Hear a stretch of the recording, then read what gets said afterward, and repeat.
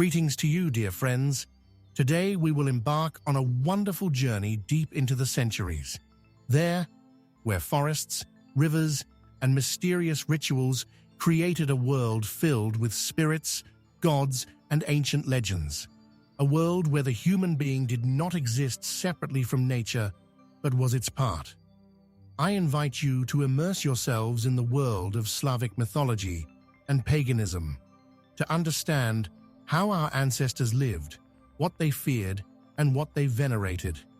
This will be an interesting journey into the past, which will help us to understand ourselves better. When we speak of the ancient Slavs, before us arises the image of a mysterious people, living among endless forests and full-flowing rivers, where nature did not merely surround the human being, but was an inseparable part of his existence. In these places, they met winding riverbeds, and the stars in the night sky were the signs of the gods. The Slavs are one of the most ancient Indo-European groups who settled the territories of Eastern Europe already in the first millennium before our era. They did not build grand cities, but their wooden settlements, fortified with palisades, lived and breathed together with the forest. Their life passed in harmony with nature. Thunder in the sky is the anger of Perun. Fertile land is the womb of Mother Earth. And fire in the hearth is the blessing of Svarog. The Slavs lived in clan communities where elders directed the life of the tribe, and faith in spirits and gods defined their daily life. Legends were passed from generation to generation. Farmers and herders knew the gifts of nature demand respect. Their pantheon of gods was filled with bright and powerful figures: Perun, Lord of Lightning; Veles, patron of cattle and magic; Dashbog, bearer of light and warmth; Yarilo, igniting the spring passion of nature. Much of their world is lost to us, but echoes of ancient beliefs remain in manuscripts, archaeological finds, and folklore. Chronicles written already in the Christian era preserve mentions of pagan rituals and gods whom our ancestors worshipped. The primary chronicle describes how Prince Vladimir placed the idols of Perun and other gods on the bank of the Dnieper. But not only written sources tell us of this world. Archaeologists have found sacrificial knives, symbolic ornaments with images of the sun, birds, snakes, all that embodied faith in the great forces of nature. Yet the most vivid legacy of the ancient Slavs is folklore. Tales of the Leshi, who leads wanderers through the forests, of the domovoi, guarding the dwelling, of treacherous rusalkas, and of the prohibition of whistling in the house so as not to bring misfortune.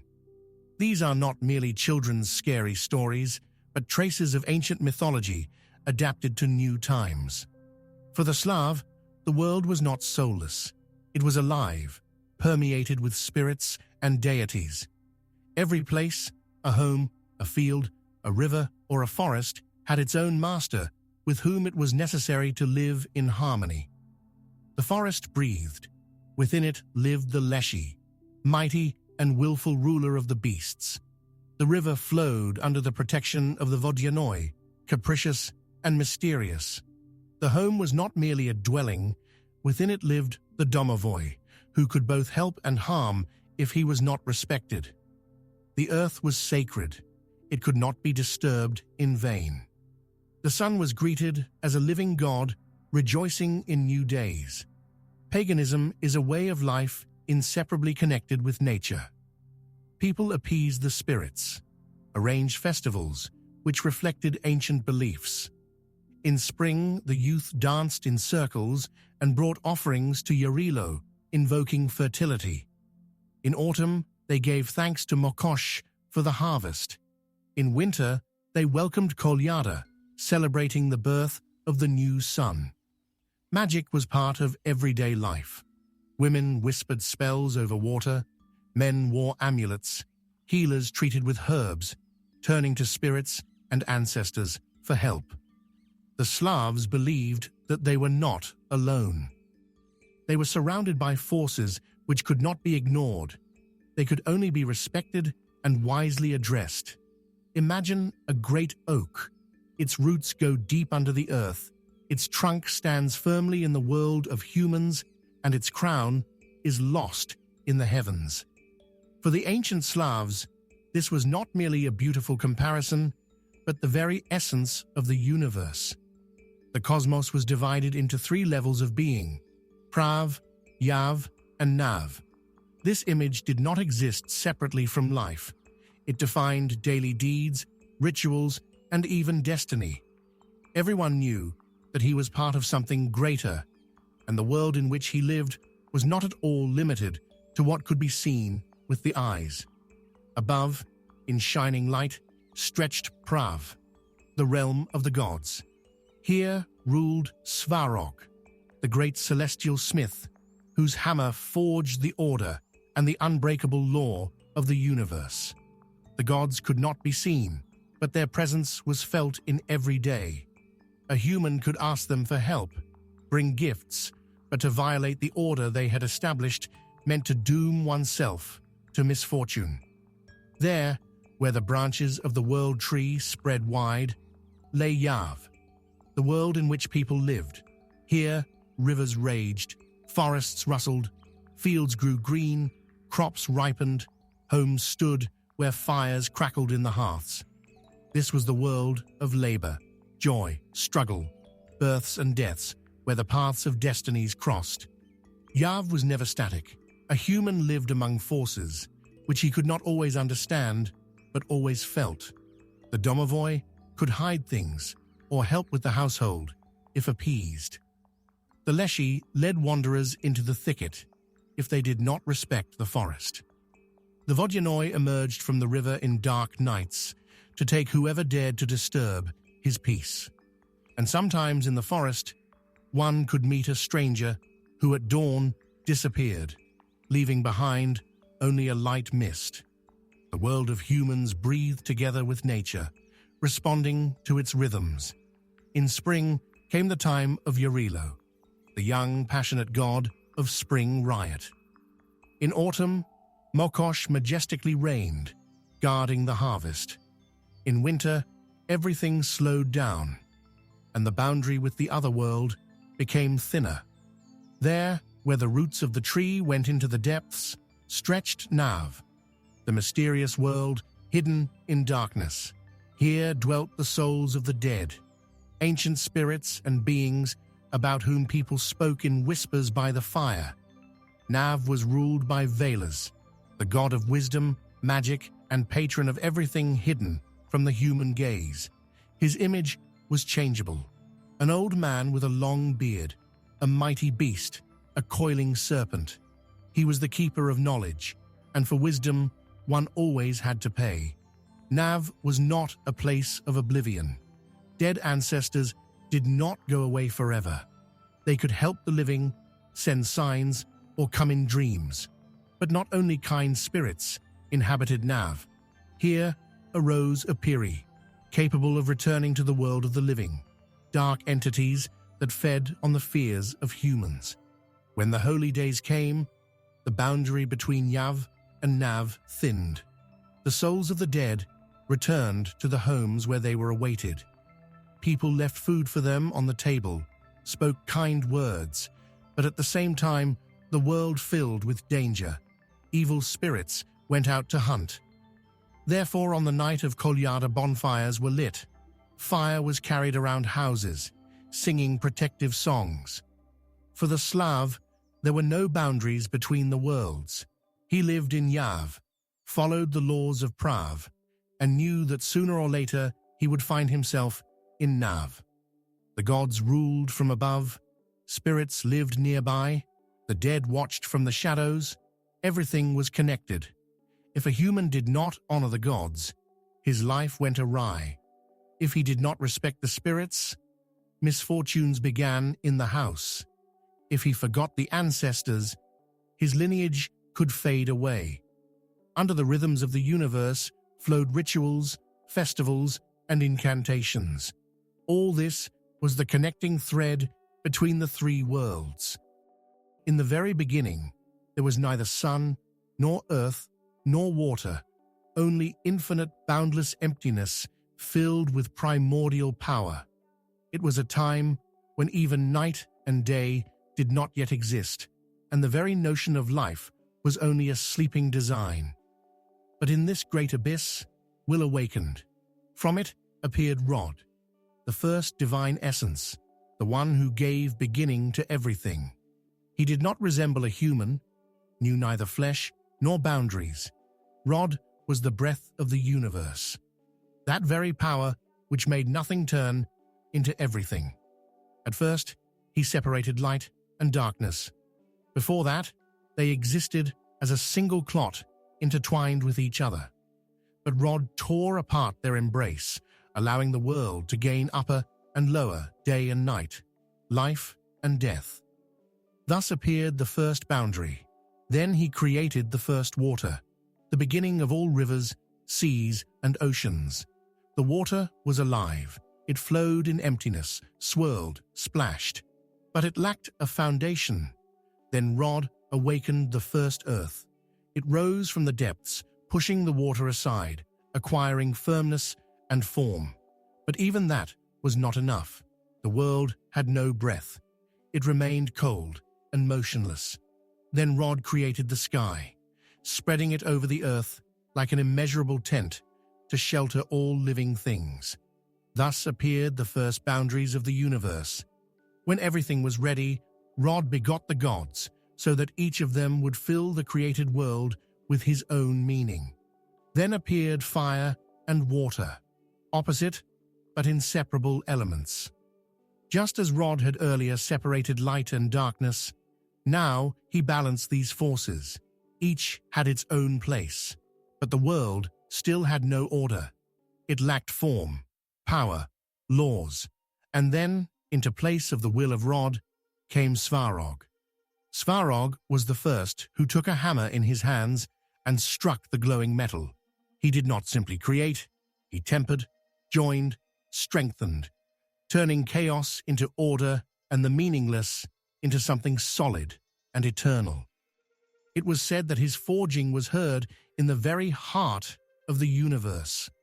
When he raised his hammer, the sky lit up with flame. And when he struck, thunder rumbled. He taught humans to work metal, gave them the blacksmith's craft, and the ability to create things that could withstand the tests of time. But Svarog was not only a smith, he became the one who established the first laws so that the world would not remain in eternal chaos. His creations were not only weapons, strong walls and tools, but the very order of things. He forged sacred rules which both gods and humans had to follow. Svarog's power flowed in every flame kindled in the hearth, in every blade forged by the hands of a master, in every house built on a solid foundation. Everyone who labored, who turned raw material into something meaningful, who created with hands and mind, was under the patronage of Svarog. But not only in forging did his might show. The celestial fire, life, and energy also was his embodiment. The sun warming the earth, the light of torches protecting from darkness, sparks dancing in the hearth.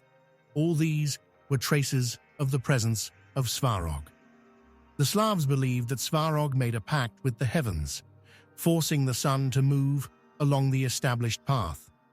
He forged the heavenly wheel which began to spin, changing day and night, governing time and destiny. And therefore he was revered not only by smiths, but also by warriors, farmers, rulers. He was the patron of those who labor, build, and create, who live not in ruin, but in harmony with the world.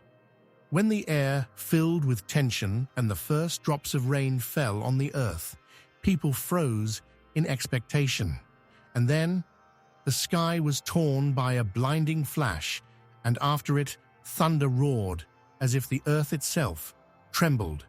It was Perun, the formidable god of lightning, rushing across the heavens in his chariot, striking enemies and reminding the world that justice is stronger than darkness. Perun was the patron of warriors and rulers. His power, like a storm, swept into battle. His judgment was carried out without delay. He supported those who lived with honor and inspired warriors ready to rise in defense of their land. He was not feared, he was trusted. No enemy could withstand Perun's axe, forged by Svarog himself. When Perun threw it, lightning with a deafening crash struck the target, and the weapon returned to his hand, ready for the next blow. Before battle, the warriors turned to him for strength. They asked that their hands would not tremble, that the enemy would fall first, that their weapons would strike true. And if it was destined to fall, then to fall with dignity, under his protection.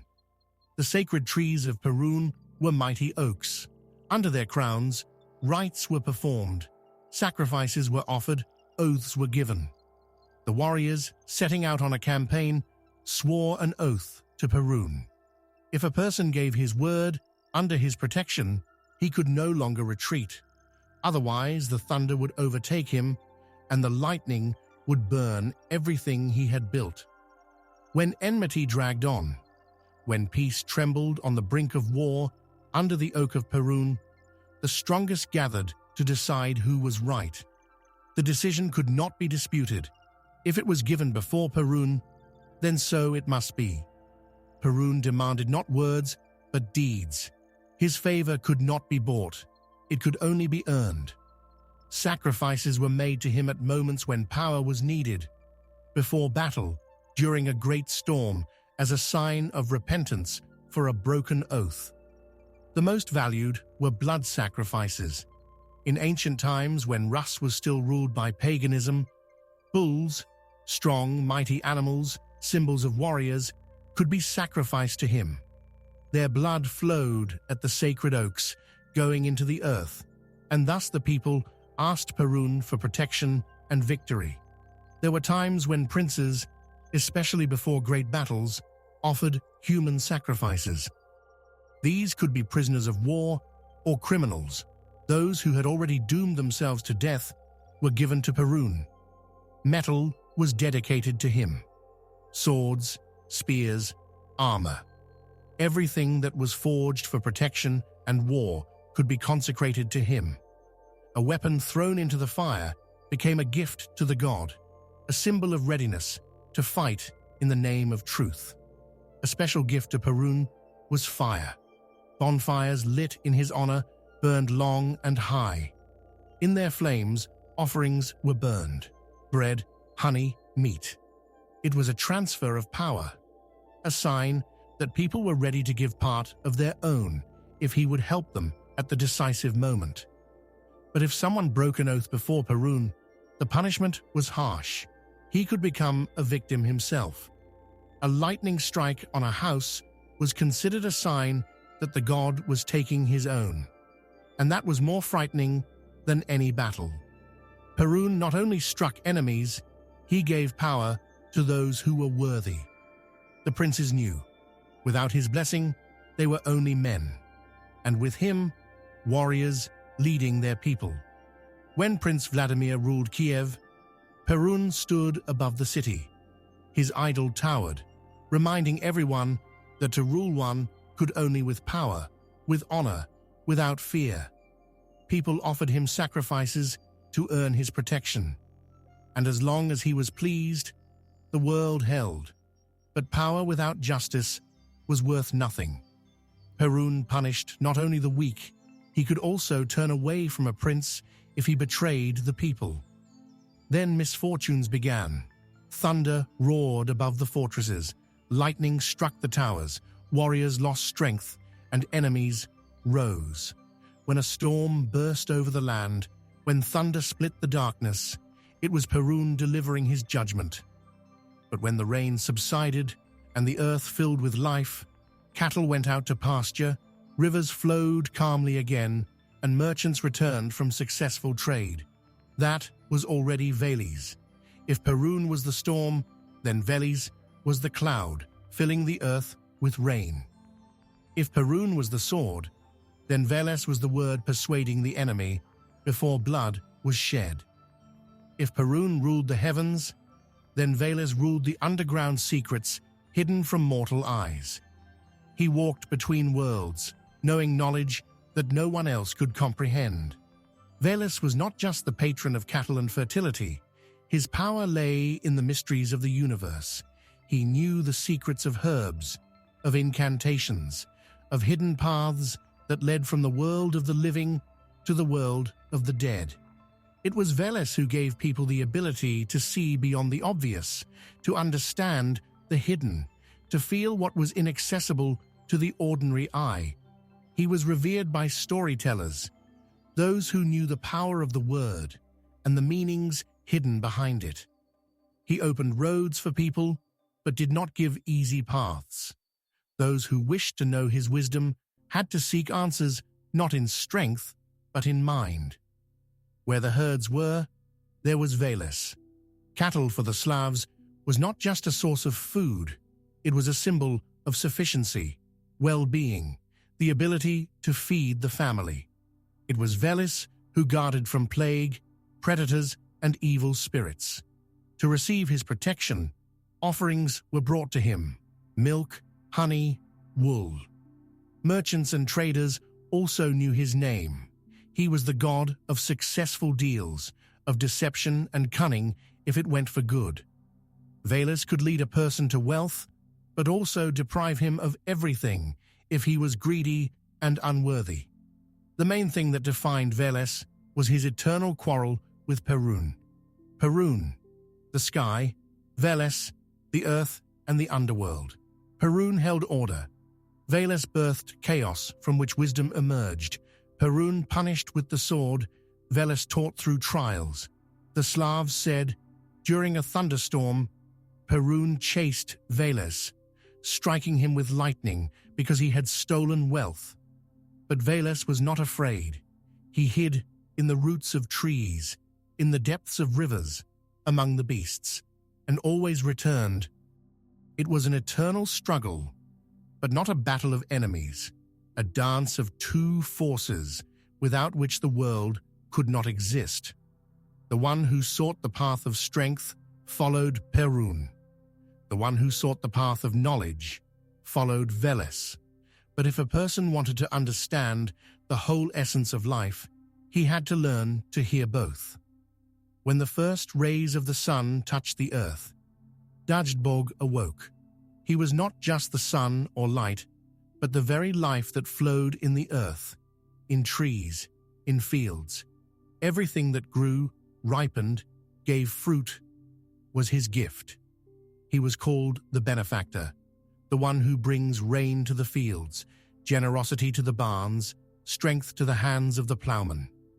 He shone equally for everyone, for the righteous and the sinful, for the poor and the rich. But his blessing was received only by those who could work, who respected the earth, who did not take more than they gave. Dajdbog every day climbed onto the heavenly chariot and carried it across the sky. When night came, he went into the dark depths of gloom to bring light again in the morning. And every day, people thanked him for the new dawn. Dajdbog was not only the giver of life, but also the patron of princes. His light meant destiny, strength, law. A prince who received the blessing of Dajdbog ruled justly, richly, and long. His sign was the solar circle, a symbol of victory over darkness, a symbol of the eternal movement of life. They said that the descendants of princes were the children of Dajdbog, born under his light. Those who lived under his patronage knew no want, for the sun gave them everything. But the sun was not always gentle. When people forgot who gave them warmth, when they began to be greedy and take from the earth more than they could return, Dajdbog became merciless, reminding that power demands respect.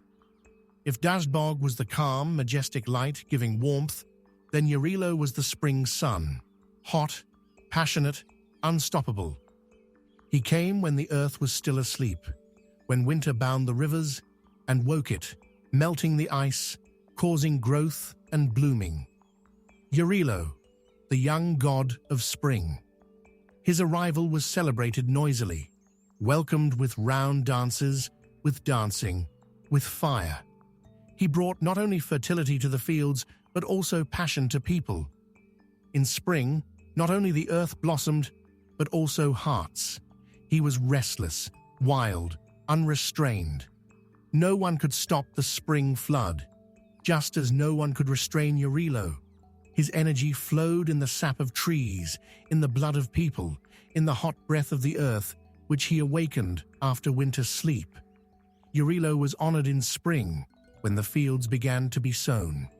Festivals were held for him with songs, jumps over bonfires, running over morning dew.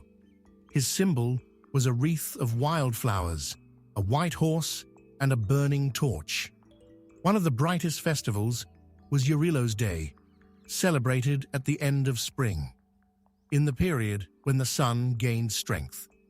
Processions were held in honor of Yarilo, round dances were led, girls wove wreaths, youths galloped on horses, embodying the furious energy of spring. The holiday was accompanied by noisy revelry, laughter, songs.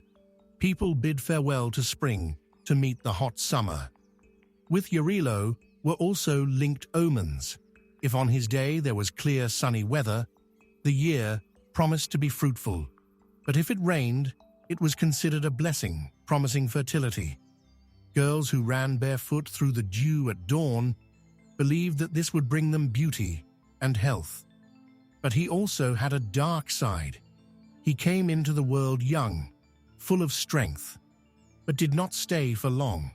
Summer brought maturity, autumn brought fading, and he disappeared, only to be born again in spring. When clouds gathered over the fields, preparing to pour long-awaited rain, when the thread lay in the hands of the weaver, and lullabies sounded in the house, there was Mokosh. She walked the earth quietly, but all living things felt her presence. Mokosh was the mother of fertility, the patroness of women, the spinner of fates. Her hands intertwined the threads of lives. She was not cruel, but she was just. Whoever worked and honored the earth, to that one she gave strength. Whoever destroyed, humiliated, ruined, was left without her blessing. Mokosh was loved by all who knew the price of labor. She was the mistress of fields, rivers, and meadows, the one who gave harvest and protected from crop failure. In autumn, when the grain was reaped, the first sheaves were offered to her in gratitude for the generosity of the earth.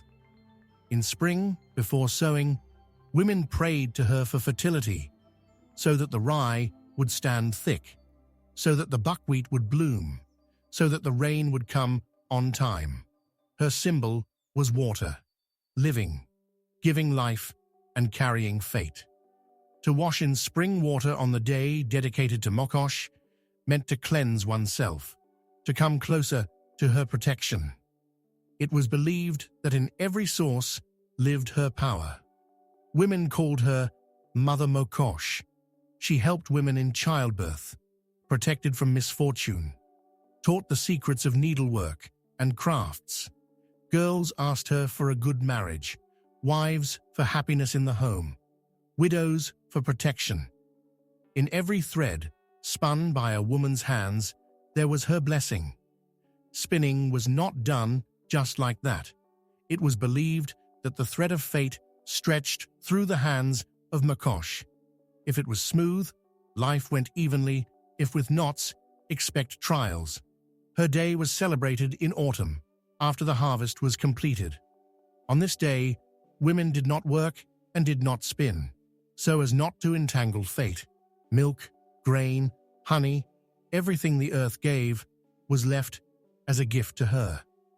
It was believed that on the night before the feast, unfinished spindles should not be left out. Mokosh herself would come and tangle the threads. If on her day it rained, the year promised to be fruitful. If the morning began with thick fog, it was a sign of her presence, a promise of protection and abundance. When the spring breeze ran across the blooming meadows, when lovers met under the starry sky, when children's laughter sounded in the house, there was Lada. She came softly, like a gentle ray of sun, like a tender wave of a warm sea. Lada, the goddess of love, marriage, motherhood, keeper of the home hearth, and peace. All women knew her name. Girls awaited her blessing before the wedding. Where Lada reigned, there was no discord. There was peace, harmony, and understanding.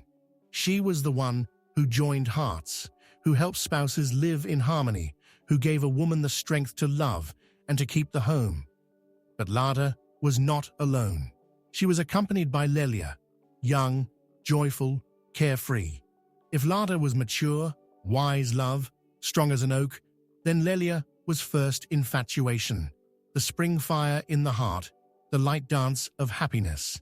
Lelia, the goddess of maidenly beauty, youth and purity. Her image, wreaths of flowers and ringing laughter. Girls turned to her when they awaited their betrothed, asked her to send love. She answered those who knew how to dream, who were not afraid of feelings, who opened their hearts to the new. Lada and Lelia were dedicated summer festivals, when nature blossomed, when the world was full of life. Cupola Night, one of the main festivals in their honor. Girls set wreaths afloat on the water, believing that if the wreath floated far, the betrothed would soon be met. Lelia was invoked in round dances. They jumped over bonfires, asking for happy love. The youth played hide-and-seek, symbolizing the search for a mate, and bonfires burned all night, lighting the faces of those who sought their happiness. But love was not only passion, it was also fidelity, care, understanding. Here, Lada reigned. Wives prayed to her so that husbands would be faithful, so that children would grow healthy, so that there would be peace in the home. In her honor, protective dolls were placed, symbolizing maternal care and protection. It was believed that if quarrels often sounded in the family, Lada had turned away, and she needed to be brought back. For this, the mistress of the house lit a candle, placed it on the table, and asked the goddess to bless the family again. The Slavic pantheon was not limited only to great gods ruling the sun, thunder, or fertility. There were also other forces, less known but no less important. They governed the winds, fire, the light of night, bound the worlds, guarded them. And each had its place, its laws, and its role. Without them, the world would not have been as the ancestors knew it. When the winds swept across the fields, when a hurricane raged, everyone felt its power. They said that Stribog lived at the edge of the earth, where the world touched the boundless expanses from which streams of air were born. He could be gentle, light, bringing coolness on a hot day, but could turn into a furious storm, trampling fields and overturning enemy ships to the shores. Farmers prayed that he would not scatter the crops. Stribog was not merciful. He came when he wished and left when he decided himself. He could not be appeased. A flame capable of incinerating an entire settlement was subject to Simargl. He was imagined as a fiery winged dog, a creature able to carry light and warmth, but in anger, turning everything into flame. He guarded the borders between worlds, stood at the threshold of the manifest and the hidden, was the one who did not allow dark forces to penetrate where they did not belong. It was believed that Simargl was the defender of the hearth, keeper of the fire that could not be extinguished without respect. His flame was pure and sacred.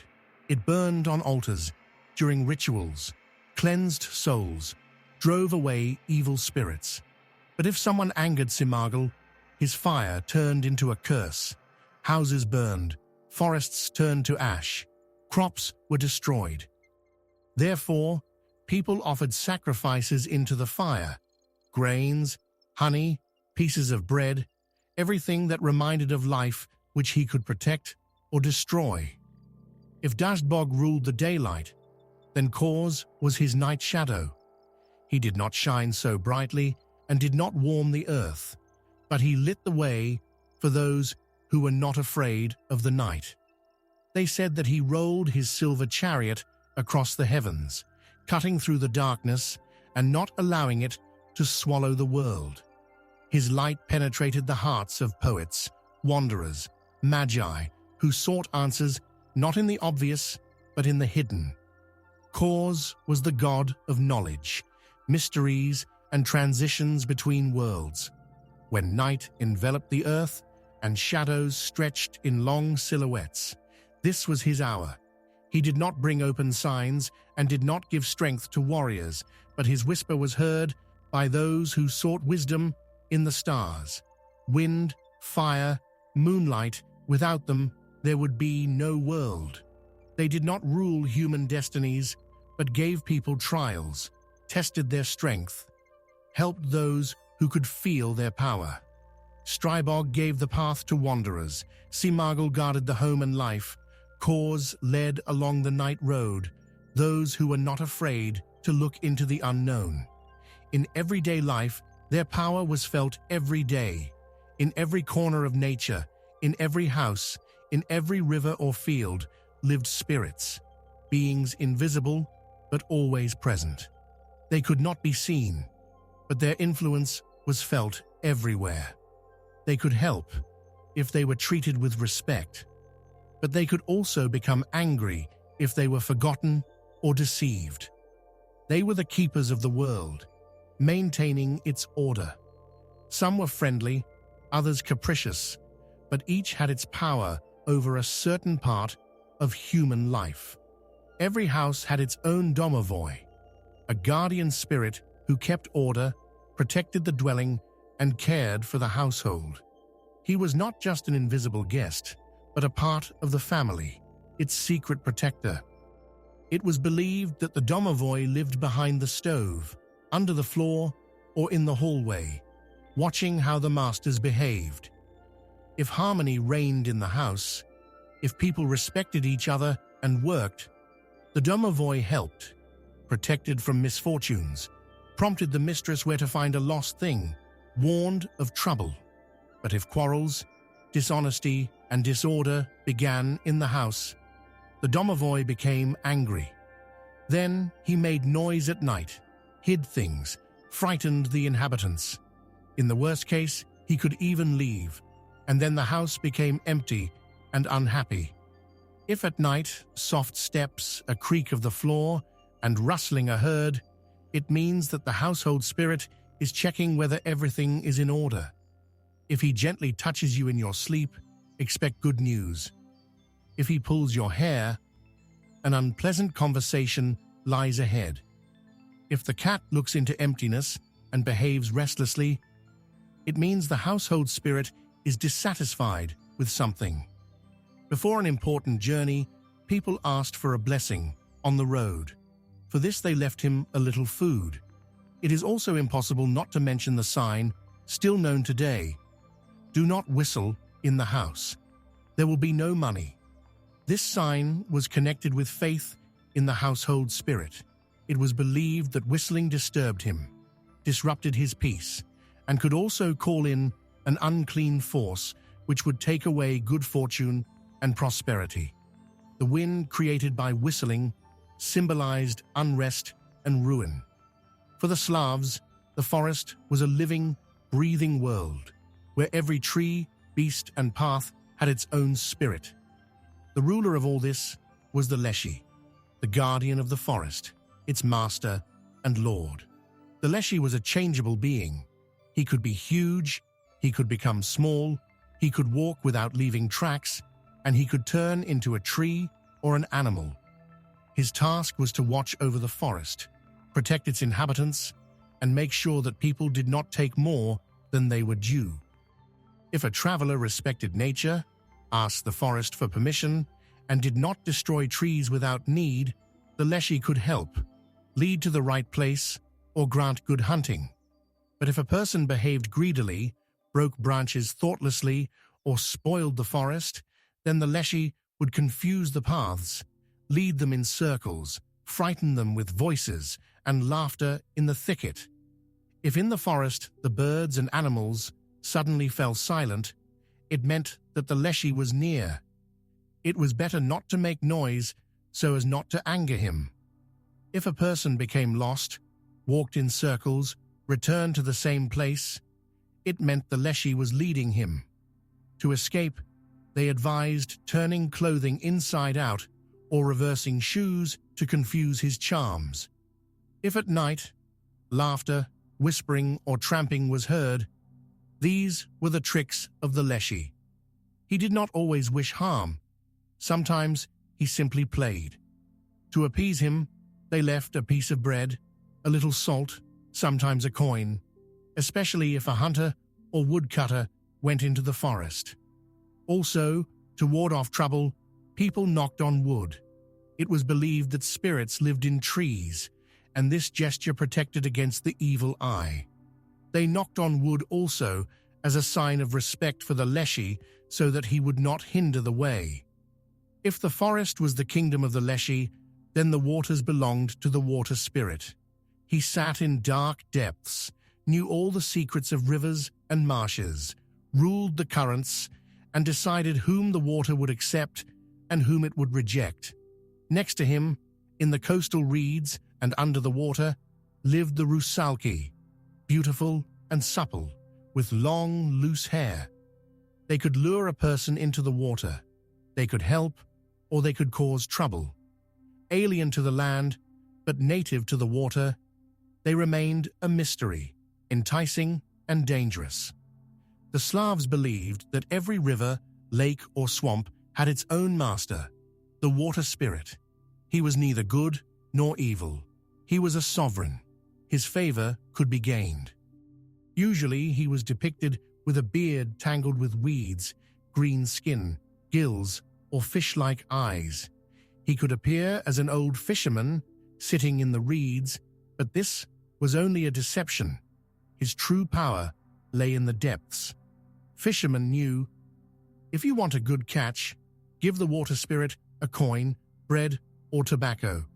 If the water began to pull as if held by someone's hands, it was better not to anger him, but to bring an offering. But the most terrible thing the water spirit could do was to drag a person into a whirlpool. They said he liked to come out of the water at night and look for a new soul. He drowned careless travelers and took them to his underwater kingdom. He especially hunted those with uncovered heads. If a person went to the river without a head covering, he might be dragged under. If the water suddenly became dark, rippled without wind, the water spirit was close. If the fish did not bite and nets tore, the master of the river was angry and needed to be appeased. Bathing at full moon was dangerous. The water spirit might pull you into the depths. If splashes were heard in still water at night, this was not just fish, but the mischief of water spirits. Unlike the water spirit, rusalki were not ancient rulers of the water. These were souls that could not find rest, either brides who never reached the wedding crown, or girls who drowned by misfortune or by fate. They lived in rivers, lakes, ponds, but most of all loved quiet backwaters, reeds, and dark whirlpools. Their voices sounded at night. They sang songs, laughed, called travelers. The one who answered their call could be enchanted and pulled into the water. Rusalki liked to play with men, but rarely let them go back. At the same time, they could be kind. If a girl had died without guilt but remained a Rusalka, she could protect her family and watch over those she had loved in life. They said that sometimes they came ashore at night, combed their long hair, sighed, and remembered the life that had passed. Rivers and lakes for the Slavs breathed, lived, and had their own character. If a person knew how to get along with the spirits of the water, He could find protection, luck, and peace. But if he forgot that he was only a guest in their world, he might be dragged away. Even now, standing on the riverbank in a misty morning, you can catch the whisper of the waves. Perhaps it is only the wind, or perhaps the water spirit is calling to those who came to the water but did not return. If in the house strange sounds were heard at night, if things disappeared and reappeared in the most unexpected places, if a chicken suddenly laid a black egg, they said that a kikimora had appeared in the house. The kikimora is an unwelcome guest, a dark shadow among household spirits. She could be a spirit of unrest. She came into a house where there was chaos, poverty, and quarrels. She hid in dark corners, ran across the floor at night, whispered something into the ears of sleepers. If muffled voices, creaking steps, as if someone invisible was walking, were heard in the house, this was her sign. She did not destroy the house, but could spoil spinning, tangle threads, and ruin work. But if treated properly, she could be driven out. It was necessary to clean the house, hang St. John's wort, read incantations, and knock 3 times on the threshold, saying, "Where the night goes, there go you." If the kikimora stayed, it meant something held her in the house, and the owners should think about what secret they themselves were hiding. The bathhouse for the Slavs was a special place. It was both sacred and dangerous at the same time. In it, they cleansed both body and soul. But it was precisely there that a person became vulnerable. He took off his clothes and remained with himself. And over all this ruled the Bannock. He was not a gentle spirit. The Bannock could frighten, scold, and drive away anyone who behaved disrespectfully. If people steamed for too long or too noisily, he could throw stones from the stove, splash boiling water, and make the walls creak with evil laughter. It was said that if the bathhouse spirit touched a person with a cold, slimy hand, it was a sign of trouble. If the steam suddenly became as thick as milk, it meant he was displeased. That is why in the bathhouse people always left him a treat, a piece of bread, salt, sometimes ashes, so that he would not be angry. Yet the bathhouse spirit could also predict the future. Young women would divine their fate by standing bare before the stove and asking, "What should I expect?" If the spirit touched them with a warm palm, expect happiness. If with a cold one, prepare for misfortune. But it was especially dangerous to go to the bathhouse during the Yuletide, the special period of winter holidays when the boundaries between worlds became thinner. From Christmas to Epiphany, unclean forces came out. It was said that during these days, the bathhouse spirit became especially evil. If someone dared to steam at night, he could see in the vapor not just shadows, but his own fate or even death. Outside the house ruled the yard spirit. He was less known than the household spirit, but he played no less an important role. He watched over the livestock, over the horses, over the yard, and if one got along with him, the cattle were healthy, the harvest rich, the household strong. The yard spirit was imagined as a strong, squat being. If he was pleased, one could hear him at night, walking around the yard, checking gates, stroking horses. But if the master treated the livestock cruelly or neglected the yard spirit could grow angry. Then the livestock began to fall ill, horses and cows to go lame. He especially disliked lazy shepherds. He could tangle the reins, frighten the horses, drive the calves mad. To appease the yard spirit, people left him a bowl of milk or a piece of bread in a dark corner of the barn. And if someone moved to a new place, he was invited along so that he would guard the household further. At night, when the wind knocked at the shutters, when eerie cries sounded in the forests, when shadows danced on the walls, people knew It was not mere accident. In the dark corners of the world lived forces whose names could not be spoken aloud, forces that fed on fear and weakness. They did not merely exist in myths. They were feared, they were felt. For as soon as one stumbled, broke a taboo, lost caution, they were already near. The Slavs believed that demons were offspring of darkness, spirits that tempted, pushed into bad deeds, whispered dark thoughts. They lived in corners, in dusty barns, but they especially liked to hide inside a person's head, in his doubts, fears, and weaknesses. It was said that demons entered people, driving them to drunkenness and lawlessness. If a person suddenly began to laugh for no reason or fall into anger, it meant a demon was already sitting on his shoulder and whispering into his ear. Especially feared were the black demons, beings that brought disasters, ruined harvests, and cast curses. They could be summoned by sorcerers, but the demons themselves obeyed no one. If angered, they could destroy even their master. It was said that the best way to rid oneself of a demon was laughter. If a person did not yield to fear, if he laughed in the face of the unclean force, the demons lost their power over him. But the main thing was not to listen to their whisper, not to let them into the mind. If the demons were beings of chaos, then the Upiri were those who had already been human but had not left this world. The Slavs believed that not every death was an end.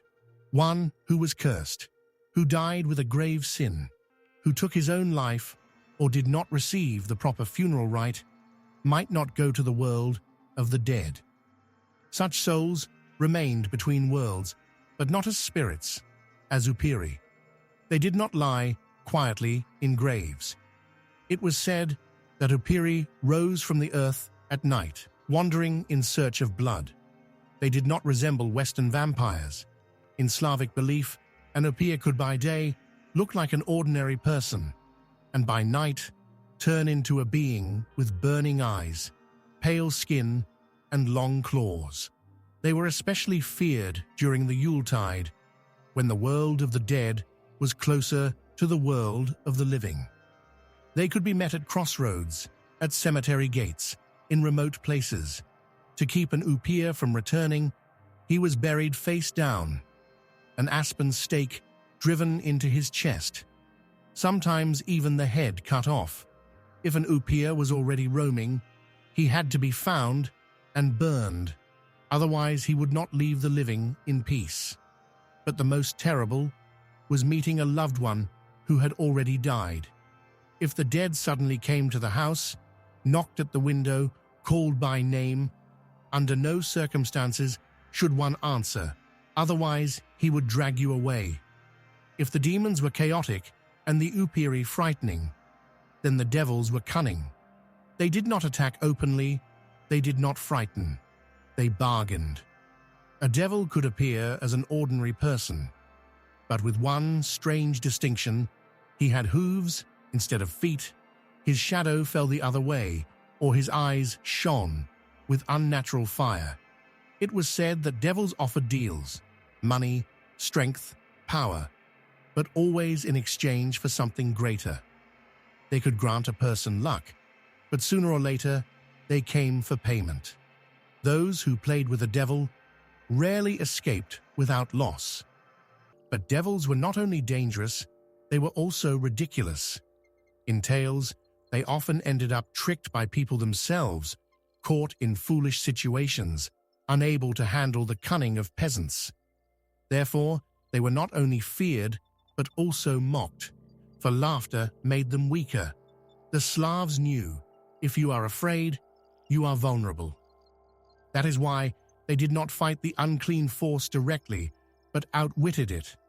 Against demons, they used amulets and spells. It was believed that if a person was strong in spirit, demons would not approach him. Against Upiri, one had to use aspen, fire, and prayers. They were feared, but it was known that sooner or later they could be stopped. Devils and other demons could be outwitted. If a person did not follow them, they lost their power over him.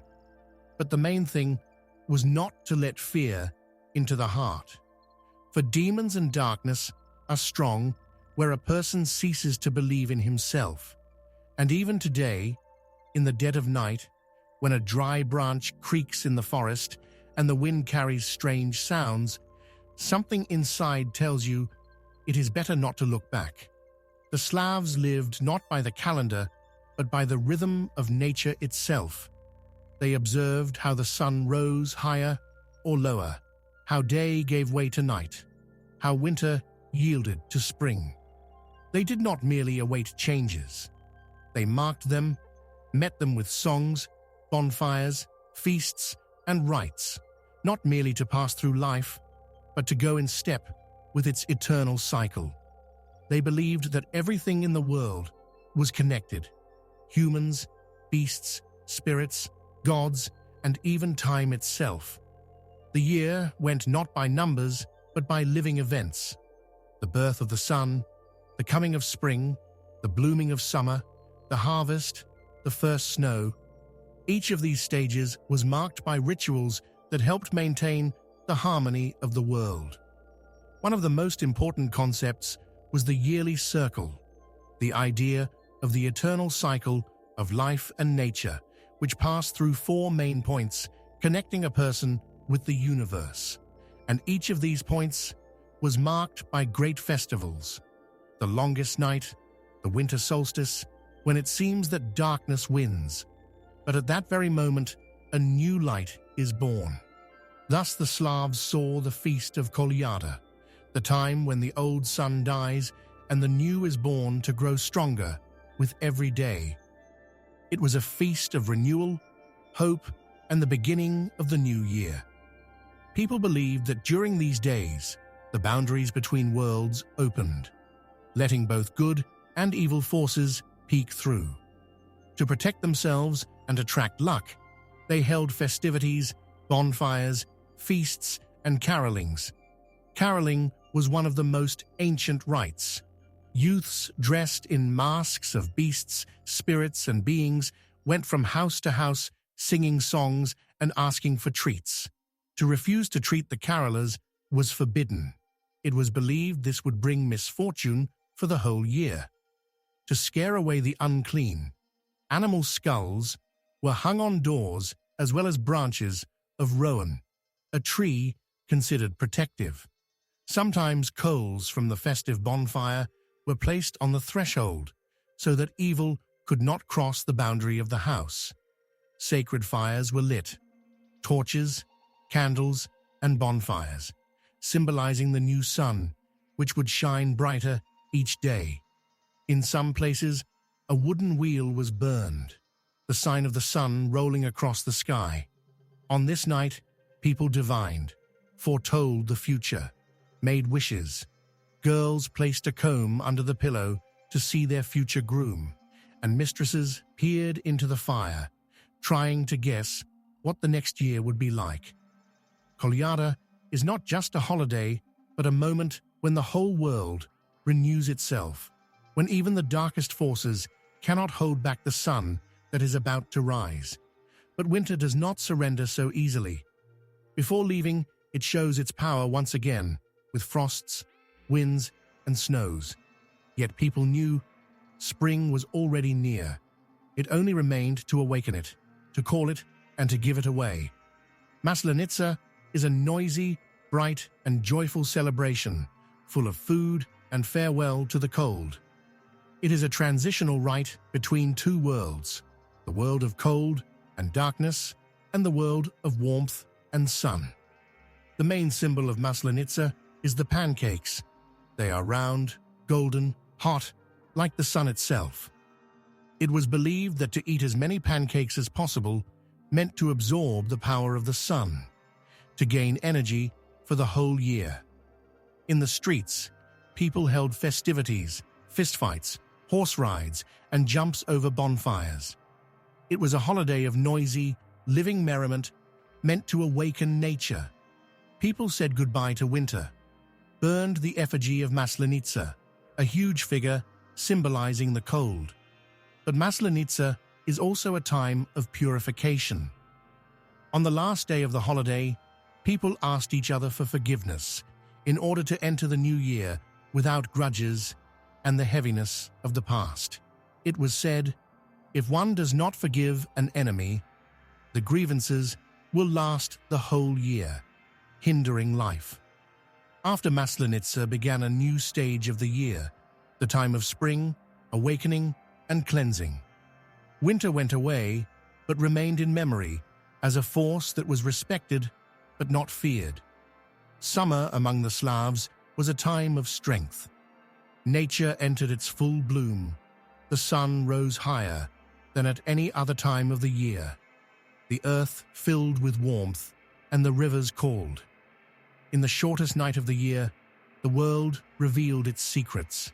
Thus was born the Feast of Kupala, the night of fire, water, love, and ancient magic. Its origin is linked to the myth of Kupala and Kostroma, brother and sister joined by a lunar destiny. It is said that, upon learning the truth, Kostroma threw herself into the river and became a mermaid, and Kupala followed her. Thus their names remained in the people's memory, and in their honor appeared a holiday symbolizing the union of water and fire, love and tragedy, life and death. This night was considered sacred. People believed that on the night of Kupala, one could learn one's destiny, cleanse oneself of misfortunes, attract happiness, and even see what is usually hidden from the eyes. They built bonfires and jumped over them, believing that the flame burned away sickness and bad luck. If a young man and a young woman jumped over the bonfire, holding hands and their fingers did not unclasp, it was believed they would be together forever. Water on this night also gained power. People washed in it to preserve beauty and health. Girls set wreaths with candles afloat on the river, watching the current. If the wreath floated far and steadily, it foretold a happy fate. If it spun, trials, and if it sank, an ominous sign. The most mysterious ritual was the search for the fern flower. According to legend, once a year, in the shortest night, the fern blooms with a fiery blossom. The one who finds it will gain great knowledge, be able to understand the language of animals, and even see the future. But it was said that unclean forces guard the flower, and only one chosen is destined to find it and return. Kupala was not just a holiday, but a time when nature revealed its secrets, and a person felt himself a part of the great world, filled with magic, love, and the power of the elements. For the Slavs, death did not mean an end. A person could leave the visible world, but he remained a part of the family, the clan, and the world. Therefore, there existed the Day of the Ancestors, a holiday when the living remembered, thanked, and honored those who had gone. This day was a time of connection with forebears.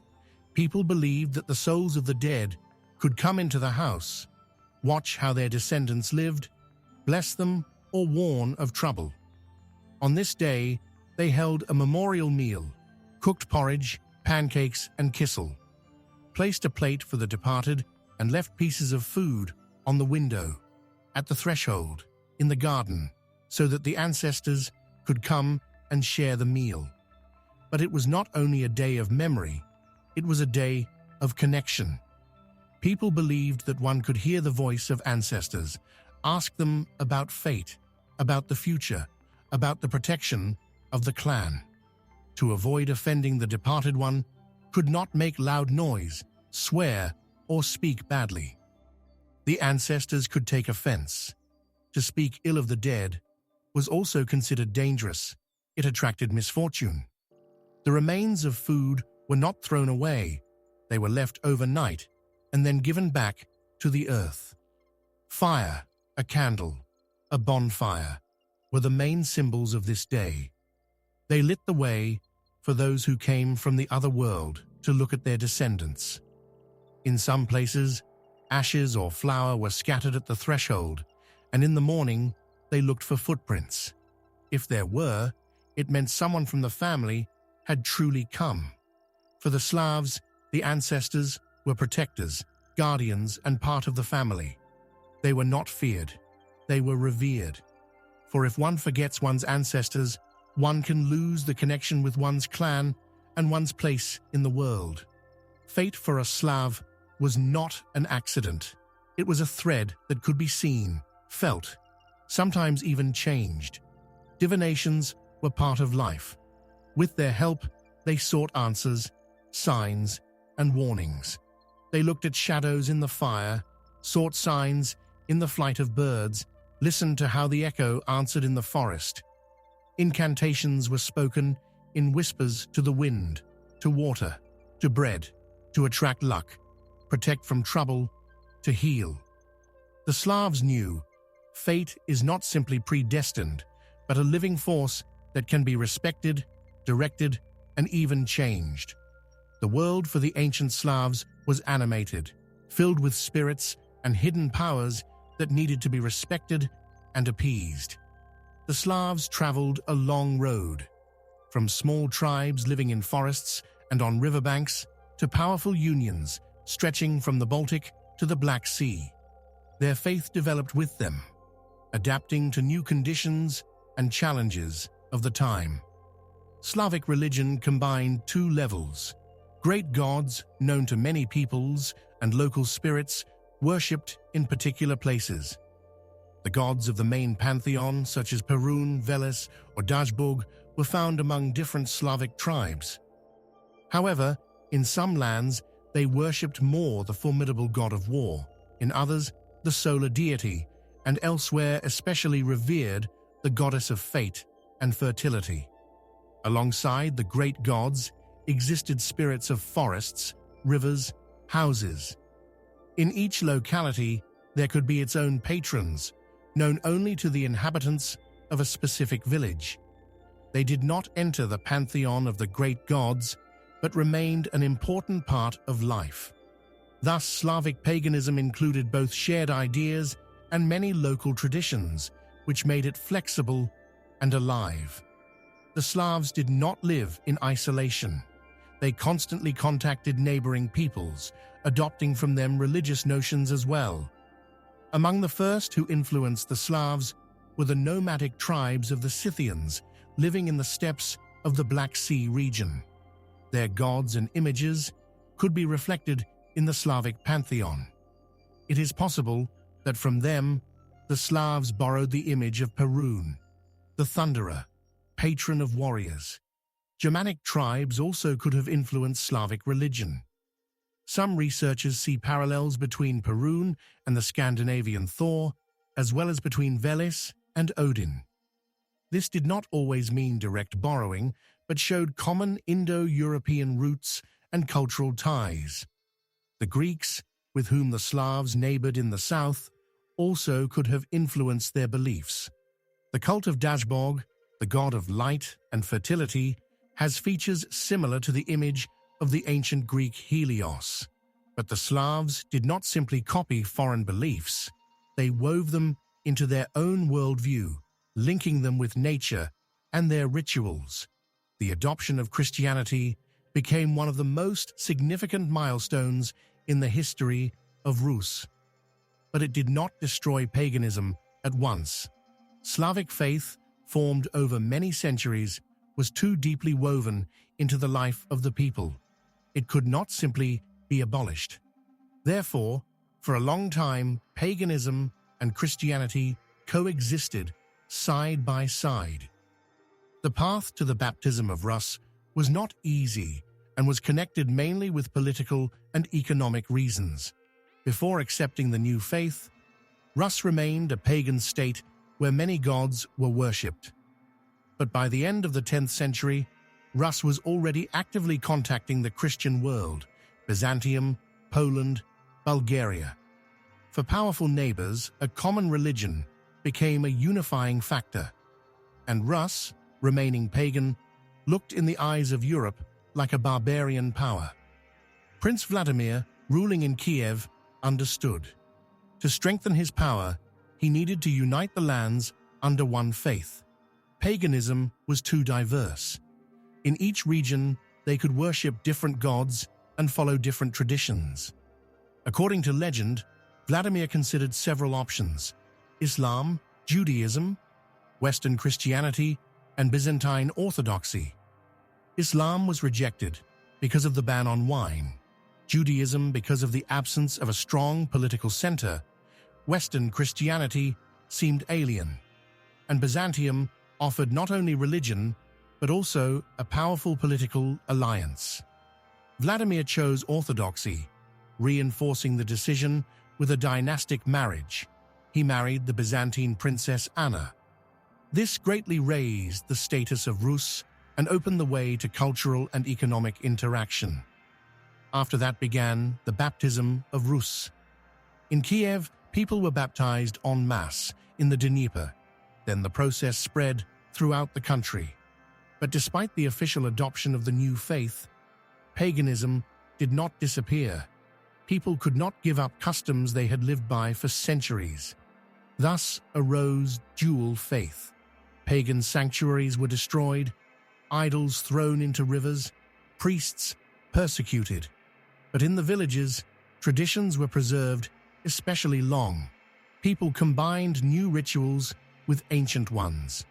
The Church, understanding that it was impossible to completely eradicate paganism, began to adapt old rituals to Christian holidays.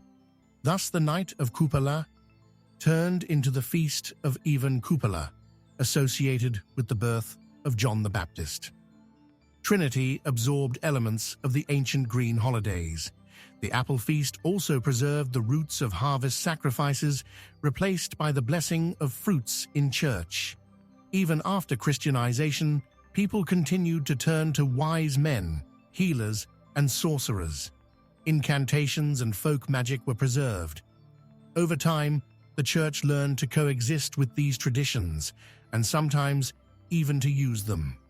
The ancient gods did not disappear completely. Perun turned into the prophet Elijah, who rides across the sky in a fiery chariot and controls lightning. Veles began to be perceived as a diabolical image. Other deities dissolved into tales and beliefs. Thus Christianity intertwined with paganism, leaving in culture a unique combination of beliefs. Even after centuries in rituals, holidays, and traditions, one can see traces of the ancient faith. Thank you for watching this story to the end. I hope it helped you better understand how Christianity and paganism intertwined, leaving in our culture the traces of the ancient faith. Ask your questions in the comments, and see you in new stories.